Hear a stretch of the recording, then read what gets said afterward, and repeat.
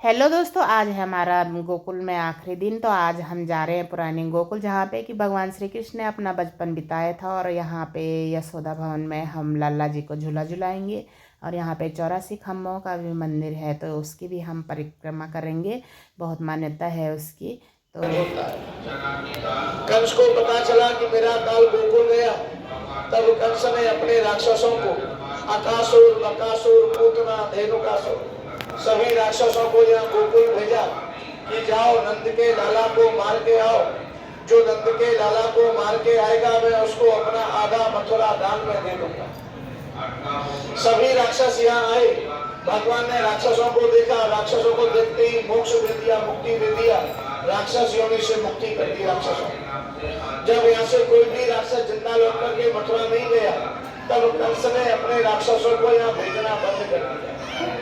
और जब यहाँ राक्षसों का आना बंद हुआ, तो जैसे आप लोग अपना घर, परिवार, गांव, शहर छोड़ करके आए हैं, ऐसे ही हमारे समस्त 33 कोटि देवी देवता अपना अपना लोक छोड़ करके हमारे श्री कृष्ण भगवान के बाल रूप के दर्शन के लिए यहाँ गोकुल आए। मैया यशोदा जी ने सभी देवी देवताओं को दर्शन कराया, लेकिन शंकर भगवान को दर्शन नहीं कराया।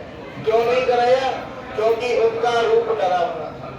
सांप, बिच्छू, कातर, शमशान का भभूति लपेट करके आए। भैया बोली, बाबा आपको देख करके मैं 60 साल की बूढ़ी औरत डर रही हूँ। मेरा छोटा सा लाला है, आपको दिखेगा तो डर जाएगा, मैं आपको दर्शन नहीं कराऊंगा। तो शंकर भगवान ये भूमि पर बैठकर, जहाँ आप लोग बैठे हो, यहाँ बैठ करके 3 दिन और 3 रातियां तपस्या किए। ओम नमो भगवते वासुदेव, ये मंत्र का यहाँ जाप किया। और ये मंत्र की आवाज से अंदर सो रहे भगवान श्री कृष्ण जाग जाते हैं। मैया यशोदा भिक्षा लेकर के आती है कि बाबा जी को भिक्षा दूंगी। बाबा जी भिक्षा लेकर यहाँ से चला जाएगा, मंत्र जाप बंद कर देगा, मेरा लाला सो जाएगा। भिक्षा लेकर के आई, कहते हैं कि ले भिक्षा निकली नंदरानी, मोतियन थाल सजाया है, ले जा योगी अपनी भिक्षा, तूने मेरा सोता लाल जगाया। शंकर भगवान कहते हैं कि ना चाहिए तेरा हीरा मोती और ना चाहिए तेरी धन माया, और अपने लाल का दर्शन करा दे यशोदा, इस कारण योगी यहाँ है। शंकर भगवान कहते हैं, भैया हम तुम्हारे हीरे जवाहरात मूंगा मोती के लिए नहीं बैठे।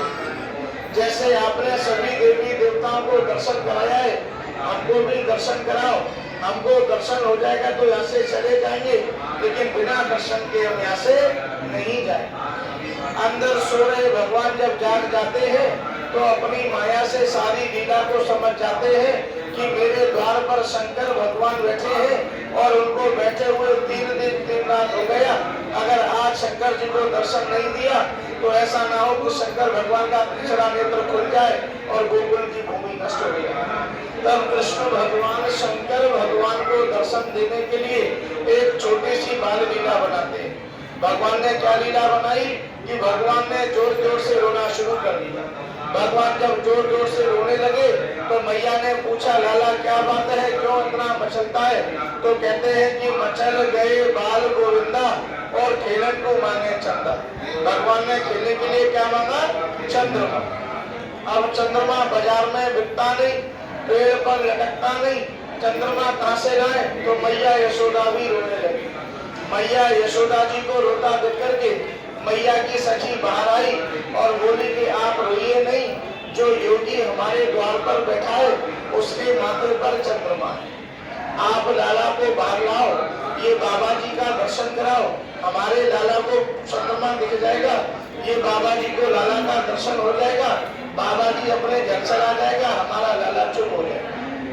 मैया यशोदा सोने की थाली में जमुना जी का जल भर करके लाई और जल को जमीन पर रख दिया। शंकर भगवान के आगे हाथ जोड़कर बोली, बाबा तेरा जो ये लाल लाल नेत्र है, मेरे लाला की तरफ नहीं करना, जल के अंदर झांकना। शंकर भगवान को जल में झकाया, मैया यशोदा लाला को लाई और शंकर भगवान के ऊपर से झकाया।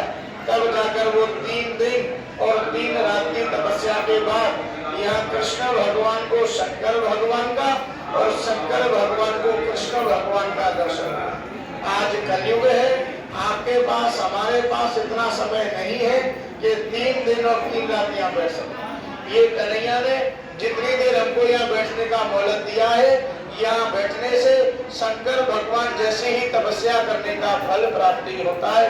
बोलो शंकर भगवान की जय, बाल कृष्ण भगवान की जय। ये पावन भूमि का नाम शंकर तपो भूमि बोला जाता है। बोलो राधे राधे। अंदर दर्शन के लिए जाएंगे तो 3 बात का मर्यादा है, ध्यान। दोस्तों, 84 खम्भों से जुड़े पौराणिक महत्व के अनुसार इस मंदिर के दर्शन से 84 कोस की परिक्रमा का फल मिलता है। तो हम लोग चले गए हैं इस मंदिर में। तो ये है 84 खम्भे, तो इनकी परिक्रमा करनी है जितनी हो सके। तो चलो आप भी देखिए।